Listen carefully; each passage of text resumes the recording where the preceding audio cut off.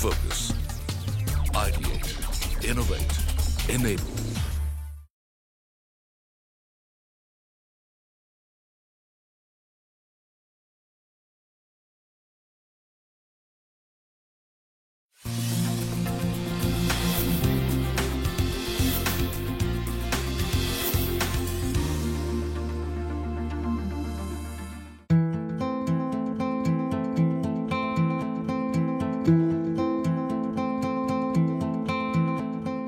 Maharashtra tourism मध्ये प्रवास करत आज आम्ही आलोत खानदेशात. इथल्या धार्मिक स्थळांचं दर्शन तुम्हाला घडवणार आहोत. सोबतच काही ऐतिहासिक वास्तूंची सफरही करणार आहोत. याची सुरुवात करणार आहोत आई एकविरेच्या दर्शनानं.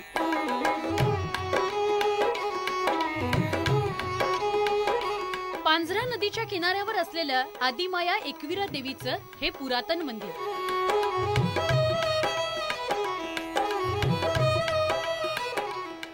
धुळ्यातील देवपूर उपनगरामध्ये देवीचं हे स्वयंभू स्थान आहे. एकविरा आईचं मूळ स्थान लोणावळ्याजवळील कार्ला इथं आहे.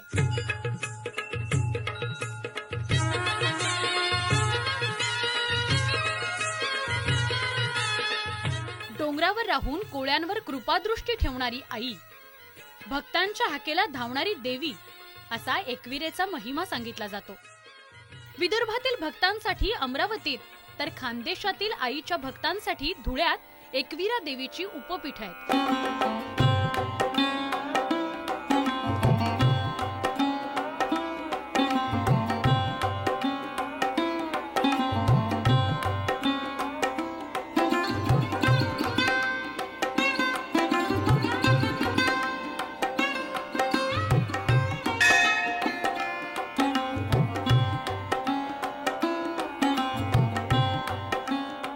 महाराष्ट्रातल्या 250 कुळांची कुलदेवता आणि खानदेशाची कुलस्वामिनी असलेल्या श्री एकविरा देवी आईचं मंदिर प्रसिद्ध आहे.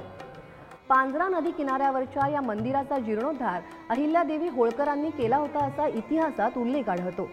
तेव्हा जाणून घेऊयात या मंदिराची महती आणि घेऊयात श्री एकविरा आईचं दर्शन.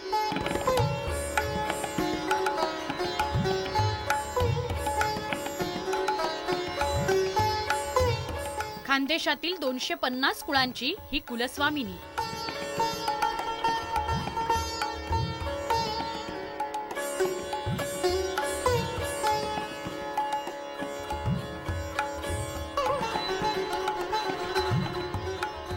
पूर्वी हे मंदिर हेमाडपंथी होतं. त्यानंतर पुण्यश्लोक अहिल्याबाई होळकर यांनी या मंदिराचा जीर्णोद्धार केला असा उल्लेख आढळतो. मंदिरावर सुबक नक्षीकाम दिसतं. मंदिराच्या प्रवेशद्वारावर अखंड दगडांमधून कोरलेले 2 विशालकाय हत्ती एकविरे चरणी आपलं स्वागत करतात.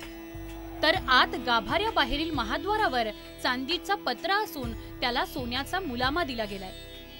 त्यावरही कोरीव कलाकुसर दिसते. त्यात कात्यायनी, कालरात्री, महागौरी, संतोषी माता आणि सिद्धिदात्री देवींचं दर्शन होतं. देवीची मूर्ती स्वयंभू आहे.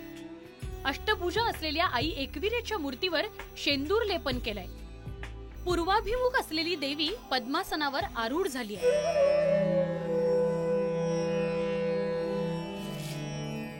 देवीच्या जवळच गणपती आणि तुकाई मातांच्या चतुर्भुज प्रतिमा आहेत.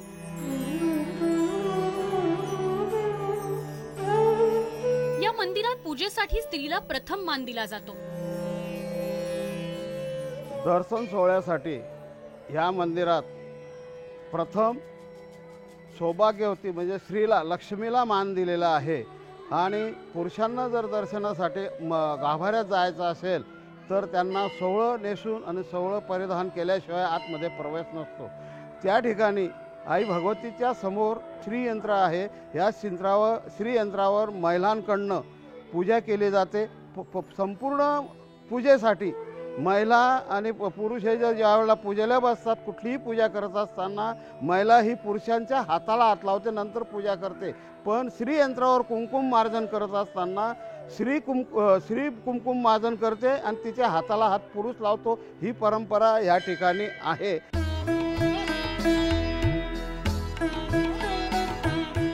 एकविरा मंदिर परिसरात महालक्ष्मी आणि कालभैरवासह परशुरामाचंही मंदिर आहे. देवीच्या मंदिरात नित्य नेमाने पूजा आरती होते.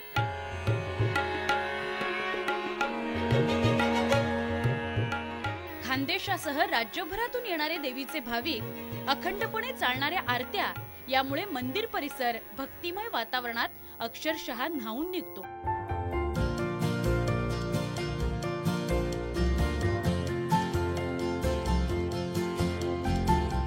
धुळ्यातील मंदिरं जशी प्रसिद्ध आहेत तशाच तिथल्या ऐतिहासिक वास्तू, सोबत हा ऐतिहासिक ठेवा जीवापाड जपणाऱ्या व्यक्तीही. खानदेश किंवा धुळ म्हटलं की इतिहासाचार्य वी.का. राजवाडे यांचं नाव सुद्धा ओघानं येतं, ते त्यांच्या कार्यामुळे.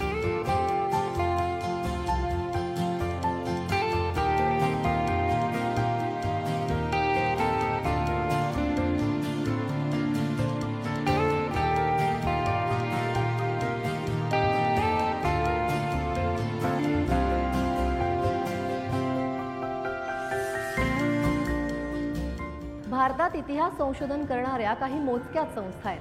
त्यातलंच राजवाडे संशोधन मंडळ हे महत्त्वपूर्ण आहे. या ठिकाणी 4थ्या आणि 5व्या शतकातली नाणी, शिलालेख, ताम्रपट अशा एक ना अनेक गोष्टींचा खजिना आहे. या संशोधन मंडळाची गणना वस्तू संग्रहालयात सुद्धा केली जाते. चला तर मग हे वस्तू संग्रहालय पाहूया.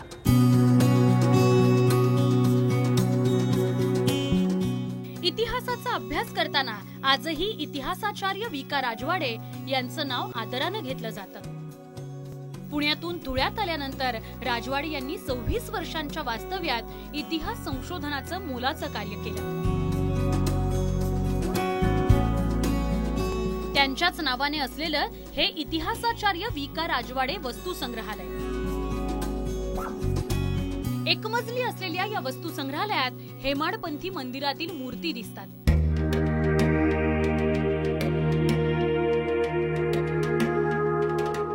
सोळाव्या शतकातली गायत्री देवीची मूर्ती असो किंवा रथावर आरूढ झालेले शनिदेव. लहान मोठ्या तोफाही या वस्तू संग्रहालयामध्ये पाहायला मिळतात.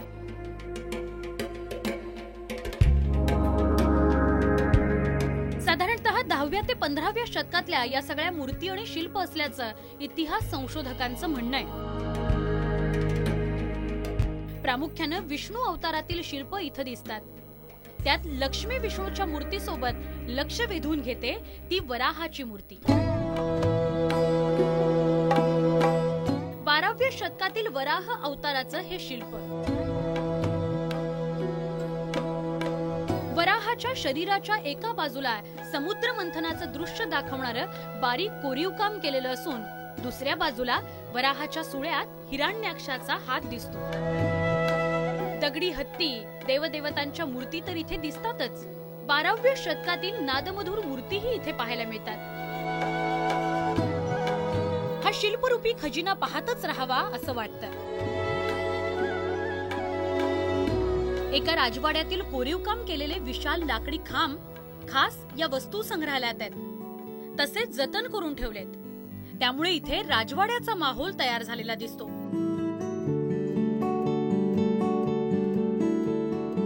ब्राह्मी आणि मोडी लिपीतली ताम्रपत्र या वस्तू संग्रहालयानं जपून ठेवली आहेत.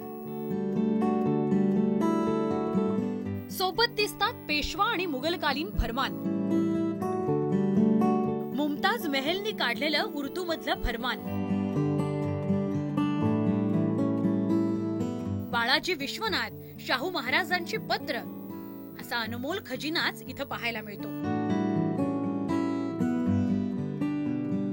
जुनी नाणी, देश विदेशातील नोटा, तांब्या पितळ्याची भांडी आणि जुन्या काळातील कॅमेरे अशा एक ना अनेक गोष्टी इथं जपून ठेवलेल्या आहेत.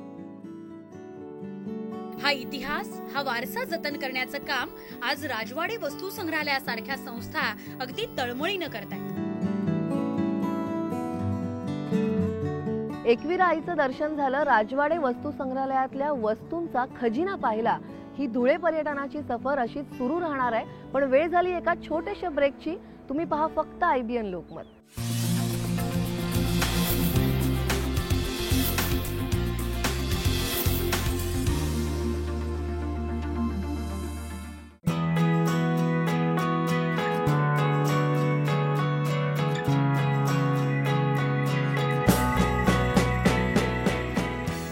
जळगाव या परिसरात अशा अनेक वास्तू, मंदिरं आहेत ज्याची ख्याती दूरवर पसरलेली आहे.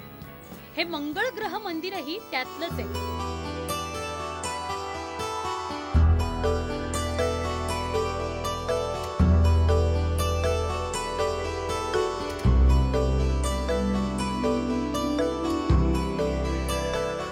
नवग्रहांपैकी एक ग्रह म्हणजेच मंगळ ग्रह. नवग्रहांची अनेक मंदिर आपल्याला बघायला मिळतात. मात्र मंगळ ग्रहाचं मंदिर भारतात दोनच ठिकाणी आहे. एक म्हणजे कलकत्ता आणि दुसरं म्हणजे जळगाव जिल्ह्यातलं अंमळनेर. मला सुद्धा उत्सुकता लागली आहे या मंदिरात दर्शन घेण्याची. चला तर मग दर्शनाला जाऊया.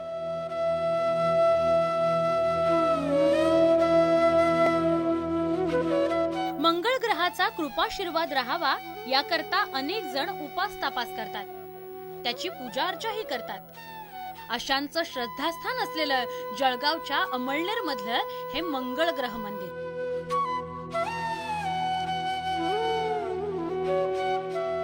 अतिप्राचीन असं हे मंदिर.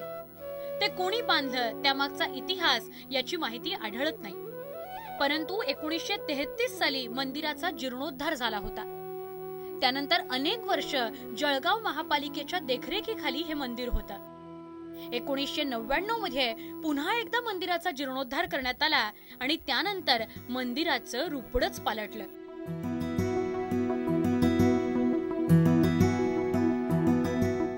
मंदिराचा परिसर वृक्षवेलींनी बहरलेला आहे. अत्यंत स्वच्छ, एकूणच प्रसन्न करणारं असंच वातावरण.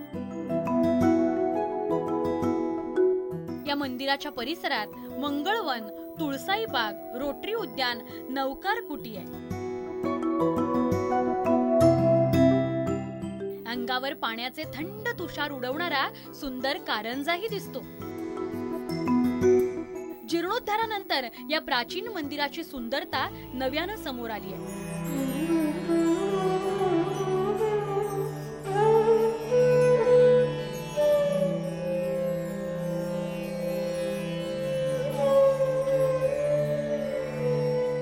गाभाऱ्यात मेंढ्यावर विराजमान झालेली मंगळ देवाची मूर्ती दिसते. मूर्तीच्या एका हातात चाबूक आहे तर दुसऱ्या हातात डमरू दिसतो. तिसऱ्या हातात त्रिशूळ असून मंगळ देवाच्या चौथ्या हातात वाहन मेंढ्याची लगाम धरली आहे. ही मानवरूपी मूर्ती पाहून मन प्रसन्न होतं. मंगळ दोषमुक्ती व्हावी, अनिष्ट संकटांपासून मुक्ती मिळावी म्हणून देशभरातून लोक इथे येऊन मंगळ देवाची पूजा करतात. मंदिरात मंगळ दोषमुक्तीचे विधीही केले जातात. मंगळ हा सुरक्षेचा देव म्हणून नावारूपाला आहे. मंगळदेव हे भूमिपुत्र म्हणून देखील ओळखले जातात. त्यामुळे शेती, माती आणि रेती याच्याशी संबंधित लोक इथे येऊन आवर्जून पूजा करतात. अंमळनेरच्या या श्री मंगळ ग्रह मंदिराप्रमाणे एरंडोल मधलं पद्मालय गणेश मंदिर प्रसिद्ध आहे.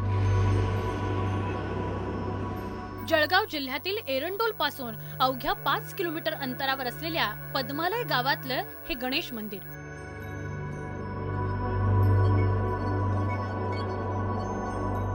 पद्मालय गावात हे मंदिर असल्यामुळे ते पद्मालय गणेश मंदिर या नावानेच प्रसिद्ध आहे. पद्मपुष्पांचा आलय म्हणून ओळख असलेलं हे गणेशाचं मंदिर अर्धशक्तीपीठ म्हणून प्रसिद्ध आहे. एका सिंहासनावर तुम्ही कधी 2 गणपतीच्या मूर्ती पाहिल्यात? नाही ना? पण याच ठिकाणी एकाच सिंहासनावर आपल्याला गणपतीच्या 2 मूर्ती पाहायला मिळतात. एक म्हणजे आमोद आणि दुसरा म्हणजे प्रमोद. एक डाव्या सोंडेचा आणि एक उजव्या सोंडेचा. अनेक भाविकांचं हे स्थान म्हणजे श्रद्धास्थान आहे. हिरव्यागार नैसर्गिक वातावरणात एका डोंगराच्या माथ्यावर गणेशाचं हे मंदिर दिसतं. देशभरात गणपतीची जी 2.5 पीठ आहेत त्यातलंच पद्मालय गणेश मंदिर हे अर्धपीठ. प्राचीन असलेल्या या पद्मालय गणेश मंदिराचा जीर्णोद्धार 1912 मध्ये सद्गुरू गोविंद महाराजांनी केला होता. त्यासाठी दगडांचा वापर करण्यात आलाय.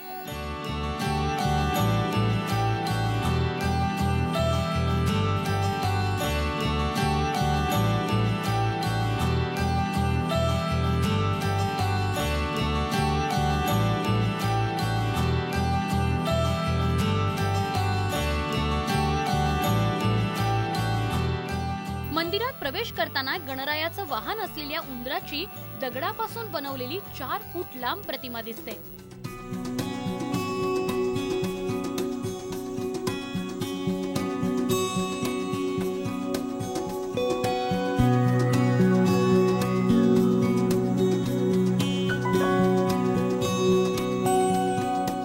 गाभाऱ्यामध्ये गणेशाच्या 2 स्वयंभू मूर्ती आहेत.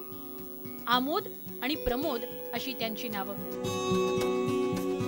यातील आमोद गणेश मूर्तीची सोंड डावीकडे वळली आहे, तर प्रमोद गणेश उजव्या सोंडेचा आहे.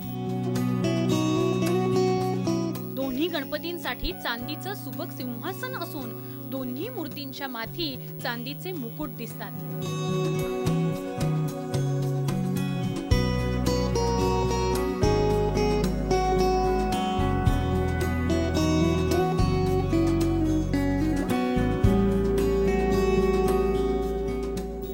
वसलेल्या या मंदिराजवळ एक सुंदर असा तलाव आहे. फुललेल्या कमळांमुळे त्याच्या सुंदरतेत आणखीनच भर पडते.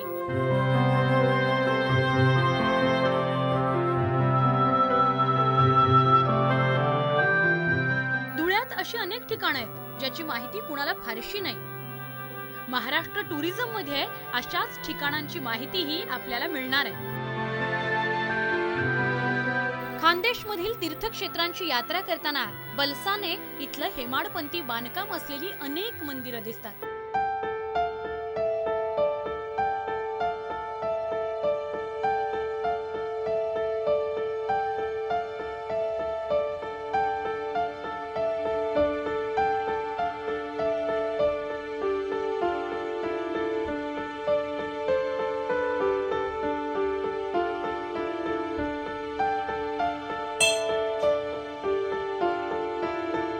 एका हेमाडपंथी मंदिरात प्राचीन शिवलिंग दिसतं.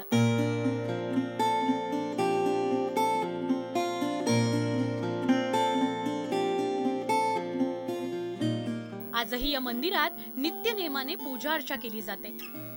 तर आसपास भग्नावस्थेतील अनेक हेमाडपंथी मंदिरं दिसतात.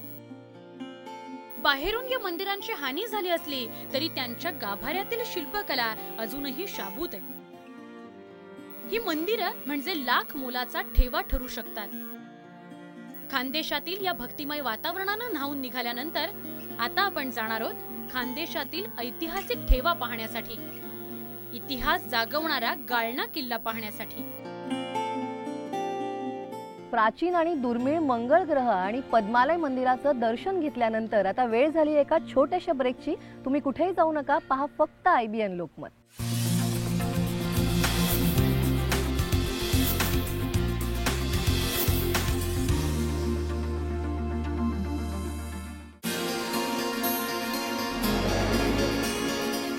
राज्यात शिवकालीन, मुघलकालीन अनेक किल्ले आहेत, तर काही किल्ले फार यादवकालीन आहेत. त्यातलाच हा गाळणा किल्ला.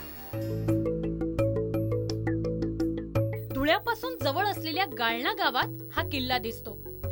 पार दुरून पाहिलं तर हा नुसता डोंगर वाटतो, पण आपण जसजसं जवळ येऊ तशी या डोंगराची सुंदरता वाढू लागते. चहूबाजूंनी असलेली भक्कम तटबंदी शेकडो वर्षांनंतरही ती शाबूत आहे.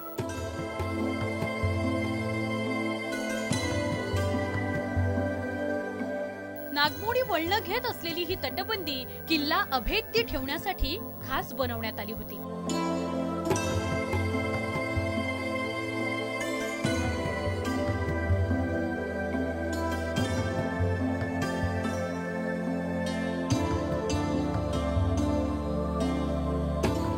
किल्ला यादवकालीन असला तरी नंतर किल्ल्यावर निजाम, मोगल, मराठे आणि त्यानंतर इंग्रजांची सत्ता होती.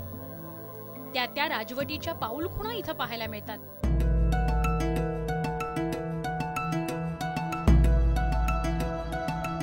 सुस्थितीत असलेल्या या किल्ल्याच्या तटबंदीवर प्रत्येक राजवटीतील खास नक्षीकाम दिसतं.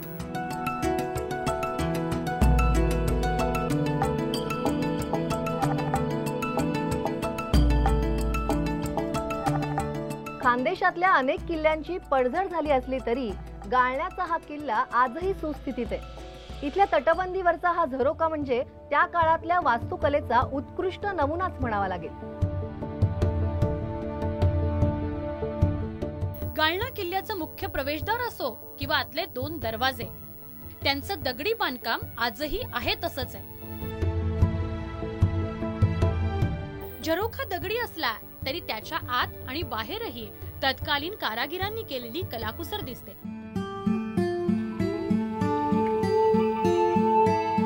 गाळणा किल्ल्यावरून पार दूरवरच्या प्रदेशावर लक्ष ठेवता यायचं.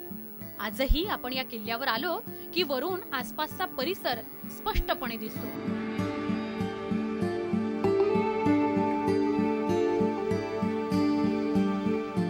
जवळच असलेल्या नाथ संप्रदायाच्या मंदिराचं दर्शनही किल्ल्यावरून घडतं.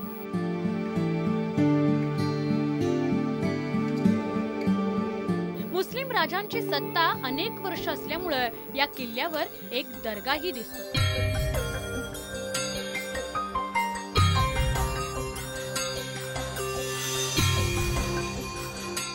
तसंच पाण्याचे काही नैसर्गिक साठेही दिसतात.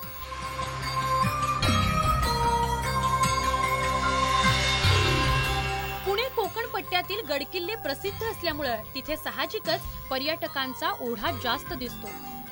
परंतु खानदेशातील जुने आणि शेकडो वर्ष होऊनही सुस्थितीत असलेले किल्ले हे पर्यटक आणि इतिहास प्रेमींसाठी निश्चितच नवं डेस्टिनेशन ठरू शकतं. कदाचित अभ्यासातून या किल्ल्याची नवी माहिती समोर येऊ शकते.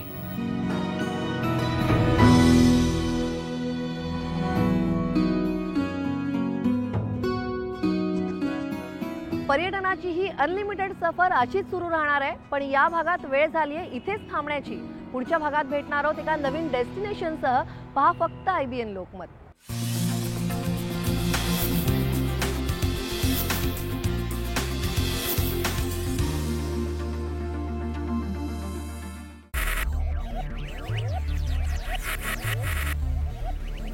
Focus, ideate, innovate, enable.